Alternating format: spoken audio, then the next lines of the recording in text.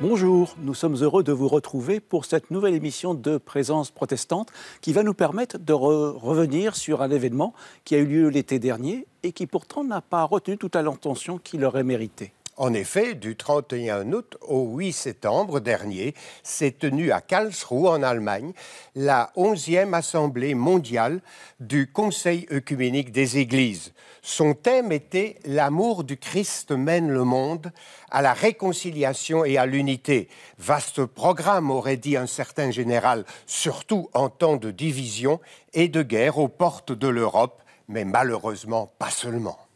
Vaste programme, mais pas seulement pour les chrétiens, également pour toute l'humanité. Pour savoir ce qui a été échangé, les réflexions, les idées, mais aussi ce qui a été vécu, nous recevons en plateau la pasteure Anne-Laure Danet et nous avons pu nous entretenir avec le pasteur Stefan Voigt, qui était également au titre de l'Église protestante unie de Belgique.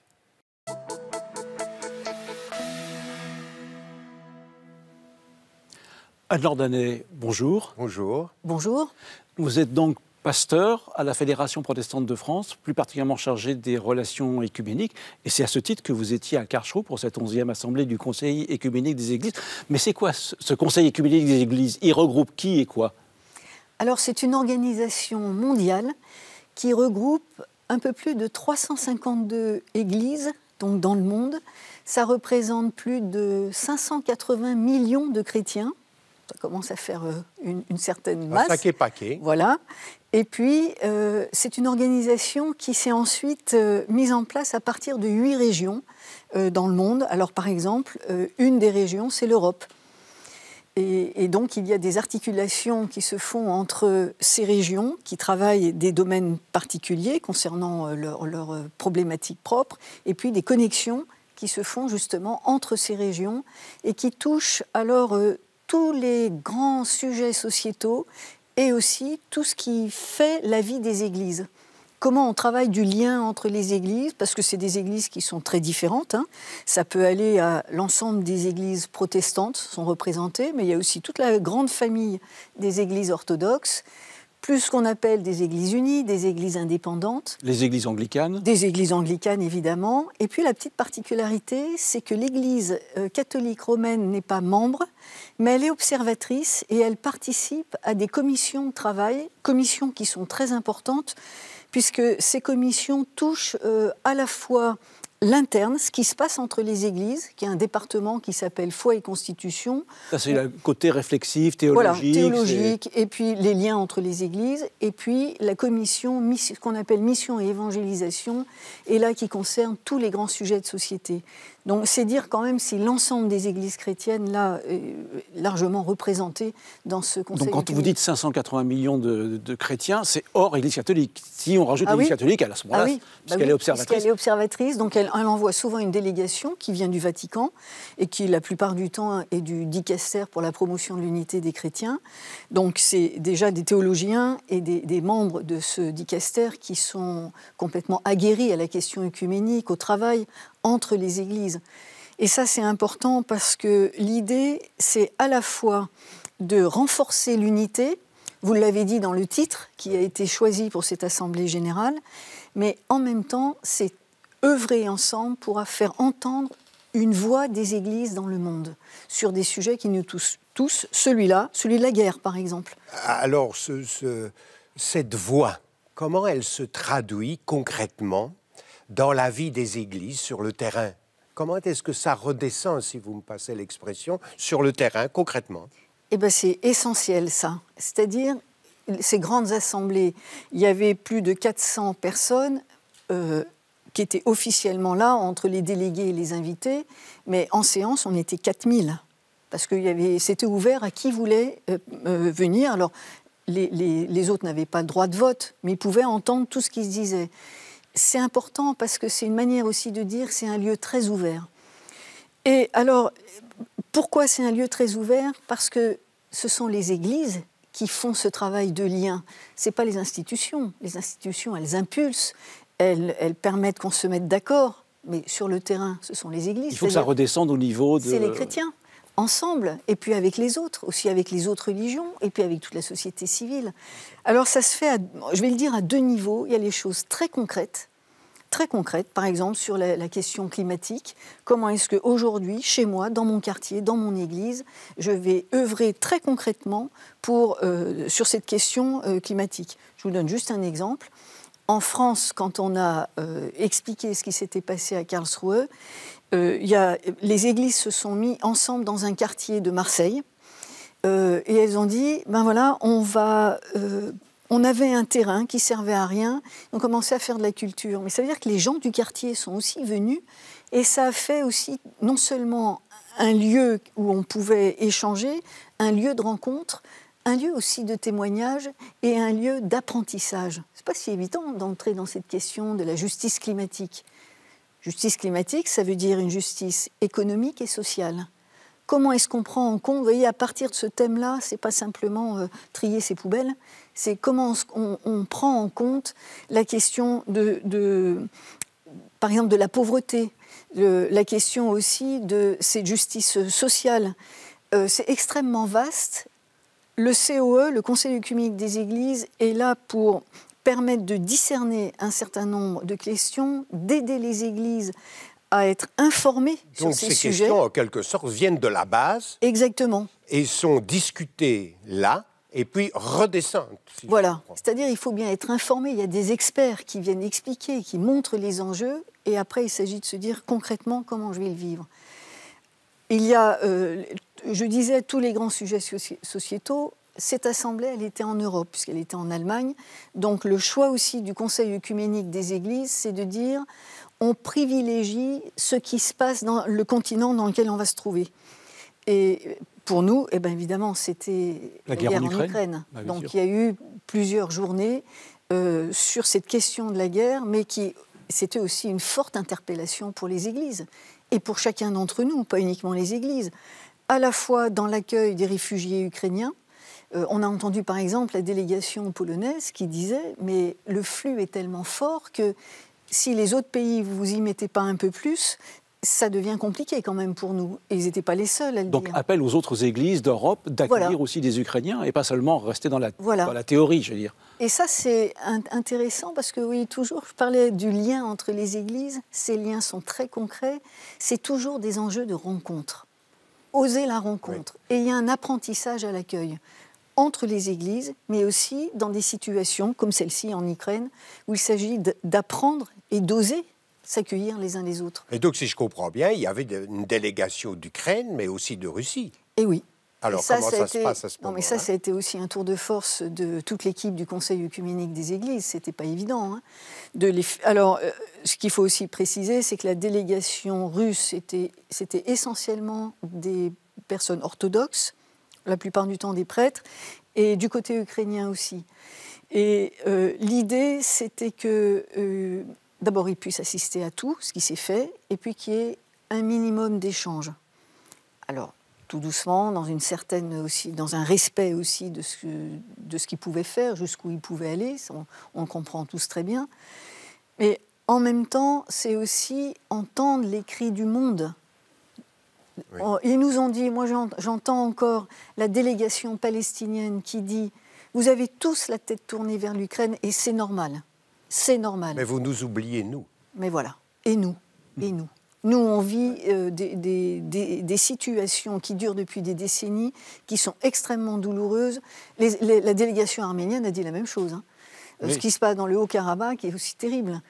Et c'est ça la force du Conseil œcuménique des Églises, c'est de faire entendre ces cris du monde et d'impliquer les Églises dans des mouvements de solidarité à la fois très concrets, hein, c'est pas que du discours.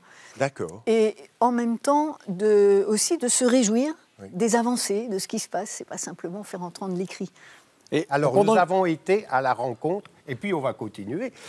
C'est très intéressant d'ailleurs, mais c'est le moment d'envoyer un sujet particulier. Nous avons été à la rencontre du pasteur Steven Voigt, président de l'Église protestante unie de Belgique, et on lui a demandé de s'exprimer justement sur ce qu'il a vécu, sur ce qu'il a ressenti lors de ce grand rassemblement œcuménique. Nous l'écoutons.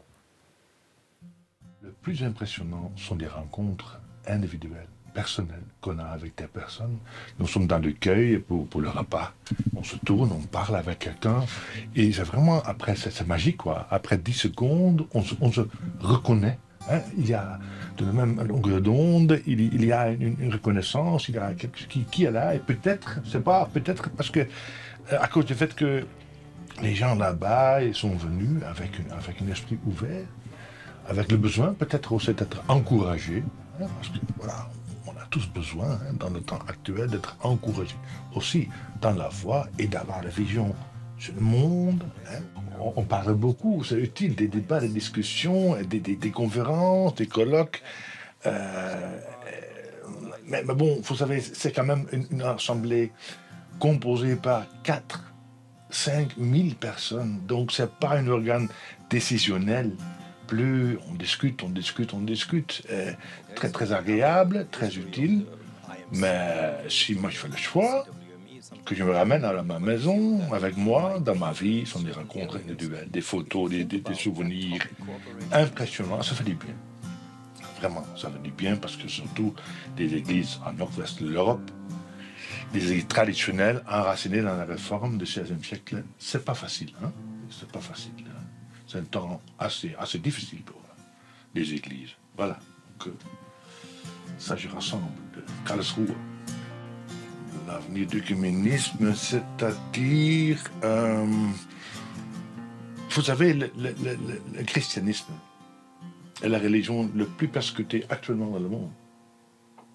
Pas beaucoup de gens se rendent compte, c'est comme ça. Donc on a encore plus besoin l'un de l'autre.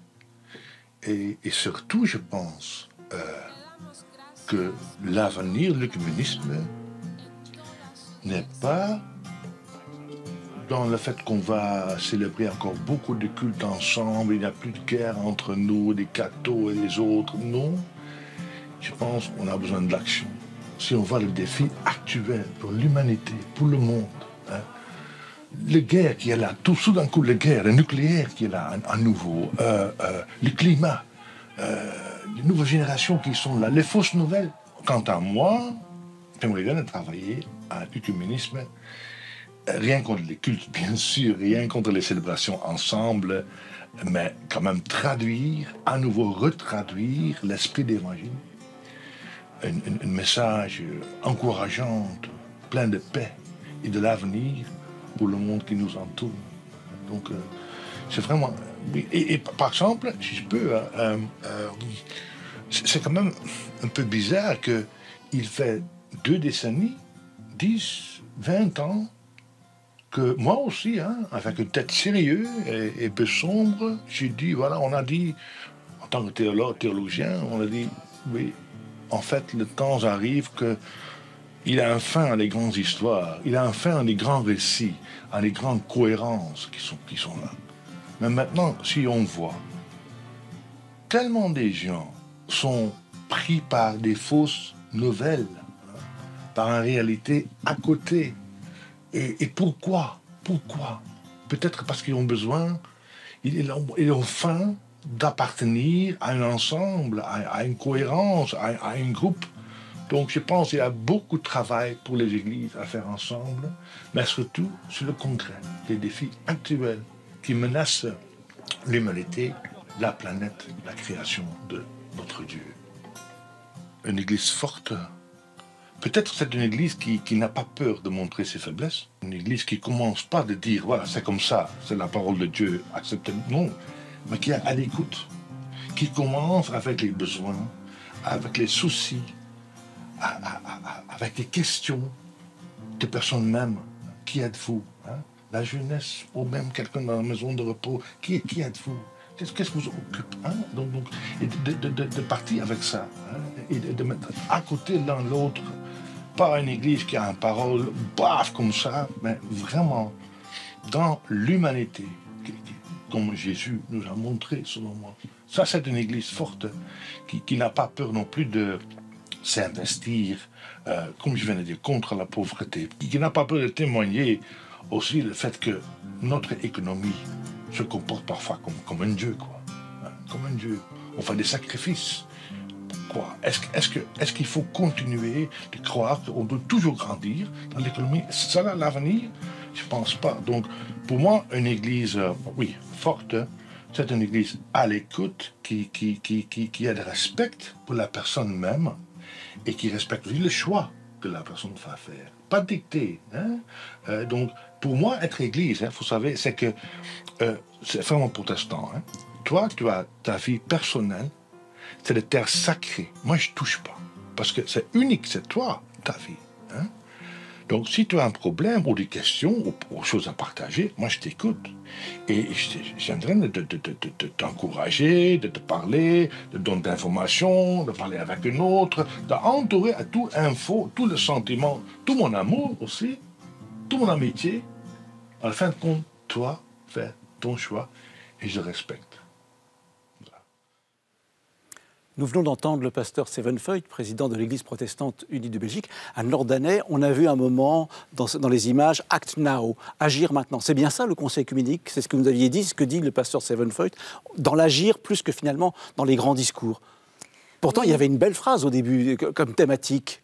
L'amour du Christ guide le monde, c'est fantastique comme phrase. C'est une belle thématique, mais c'est un appel à vivre d'une certaine manière. Et le slogan qui a traversé toute cette rencontre à Karlsruhe, c'était de dire « les déclarations sont importantes, mais maintenant il faut prendre conscience de tous ces sujets dont on a parlé pendant une semaine la migration pour aussi. Agir. La migration, la question de la paix de la guerre, de l'égalité homme-femme, la question du racisme, la place des personnes handicapées, la place des peuples autochtones. Il y en avait des sujets. Hein. Chacun a pu faire entendre aussi sa voix et avec en dessous toujours cette idée de dire on fait entendre la voix de ceux qui n'ont pas la possibilité de parler. Il y a une chose extraordinaire au Conseil œcuménique des Églises, c'est leur système de vote. Et pourquoi je l'amène ? C'est parce que l'idée, c'est de jamais faire passer la majorité écrasante face aux minorités.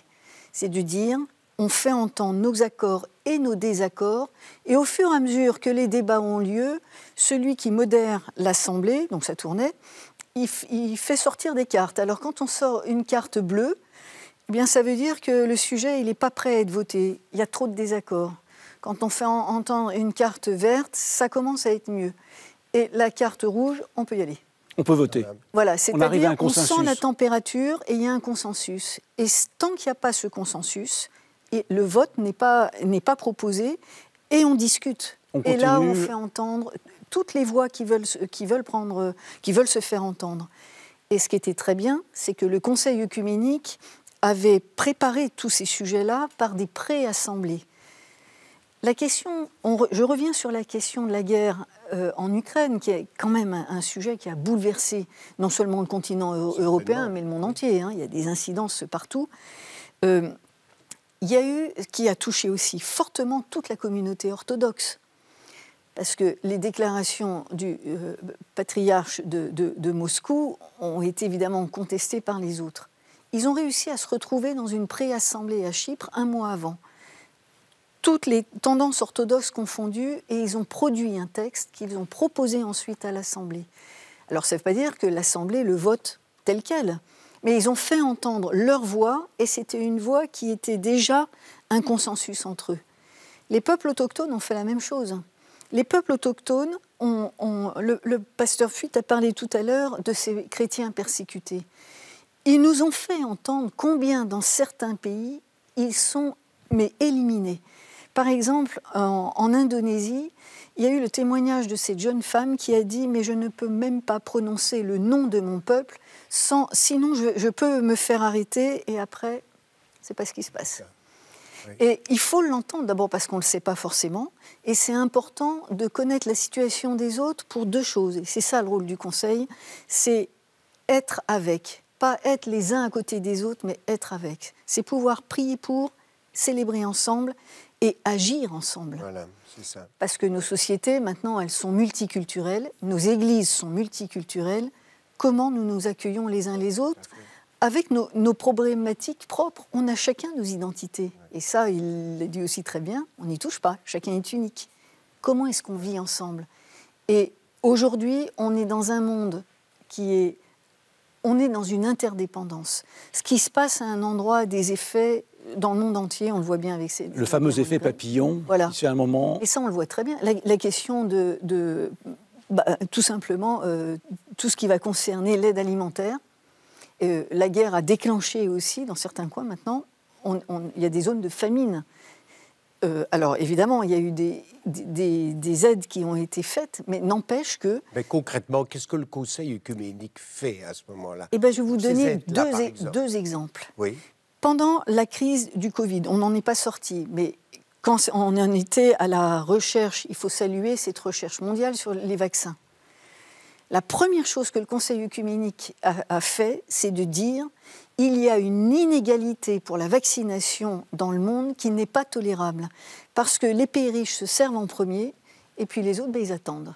Donc ils ont harcelé l'OMS, mais vraiment harcelé, jusqu'à ce qu'il y ait quelque chose qui se déclenche. Et ça sert à quelque chose. Et ça a fonctionné. Voilà. Je vous donne un autre exemple. Depuis des décennies, le Conseil œcuménique a mis en place un programme qu'on appelle EAPPI, mais c'est quoi? C'est de demander à des chrétiens, et voilà où les églises sont concernées directement. Alors il ne s'agit pas d'avoir une formation particulière, et on essaye d'avoir une équipe œcuménique pour aller en Israël-Palestine et se poster sur des checkpoints, parce que quand il y a des représentants internationaux, alors en général on fait une équipe par exemple protestante catholique ou orthodoxe anglicane, voilà, quand ils sont là présents, eh bien, ce qui se passe au checkpoint, tout d'un coup, est beaucoup plus simple. Pour les enfants qui traversent pour aller à l'école, pour les gens qui vont travailler, quand il n'y a personne, ils peuvent attendre des heures. Oui. C'est très concret, mais ô combien vital pour ces gens-là. Tout à fait. Alors maintenant, avec le sujet suivant, nous allons revenir en Belgique. Nous avons été un peu partout dans le monde et on voit combien de telles assemblées portent du fruit. Maintenant, nous venons en Belgique, à Mons exactement, toutes les 3e semaines de janvier, chaque année, il y a une célébration, des célébrations, et c'est aussi mondial, pour la prière, pour l'unité des chrétiens. Nous avons été prendre quelques images dans une de ces célébrations-là. Nous regardons.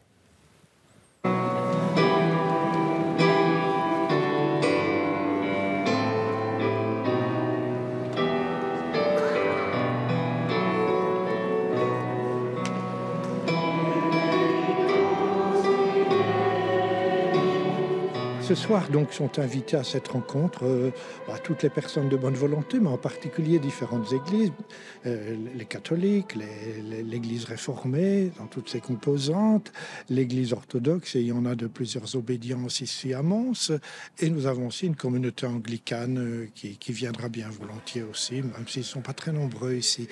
C'est important, nous le vivrons un peu comme un temps de ressourcement dans le Seigneur, pour qu'il inspire nos engagements, pour être dans notre monde ceux et celles qui traceront des chemins de fraternité et d'unité. La vision œcuménique que j'ai, elle est très importante et je pense qu'il ne faut absolument pas l'occulter dans une société où l'on a tendance trop souvent à évacuer Dieu. Je pense que catholiques et protestants peuvent vivre des choses qui est un véritable témoignage rendu à l'Évangile. On vient de voir une célébration, un extrait, quelques paroles autour de la célébration de la Semaine de l'Unité, fin janvier. Donc, Conseil œcuménique des Églises, aussi un lieu de célébration.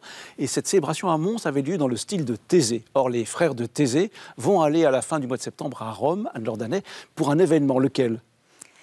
Alors, frère Aloïs, le prieur, a eu cette intuition absolument géniale de dire être ensemble, prier ensemble, c'est bien, mais ça ne suffit pas.